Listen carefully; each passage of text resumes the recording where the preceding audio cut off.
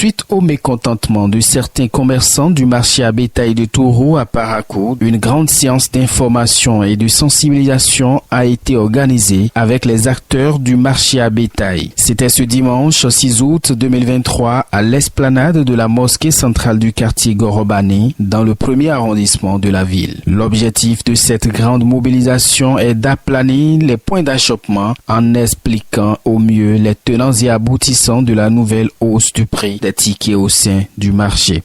Je voudrais que les autorités compétentes prêtent oreille à ces propos pour qu'on règle définitivement ce problème dans tous les marchés à bétail du Bénin. Ce n'est pas Touro seulement, ce n'est pas Boyko, ce n'est pas Malanville, ni Gorgounou, ni Kolokonde, ni Kalale. Partout où il y a un marché à bétail, il y a de ces genres de problèmes. Où à chaque moment, pour un oui, pour un non, il faut que les gens se décident de déplacer ces infrastructures pour semer du désordre.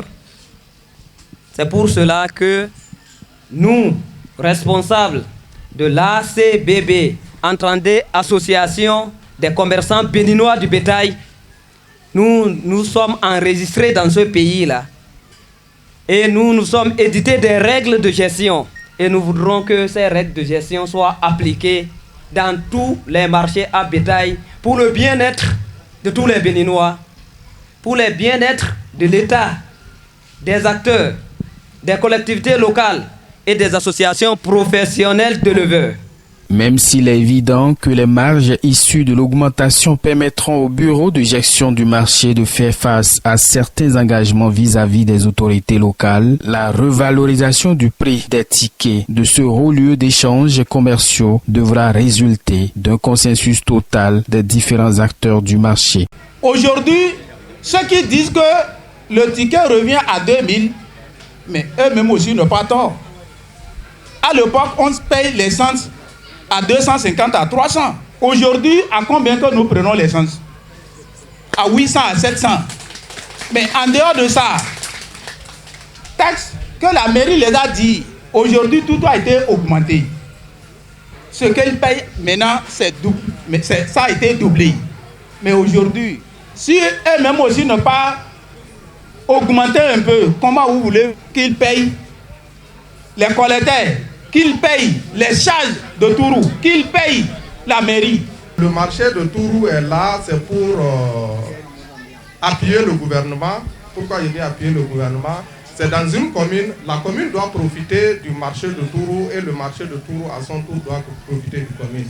Je pense que ceux qui sont en train de faire des détractions, des problèmes, ceux qui sont en train de créer actuellement des problèmes, je pense que notre communauté, Fulful de Faune, le problème de notre communauté dépasse les marchés à bétail de Touro.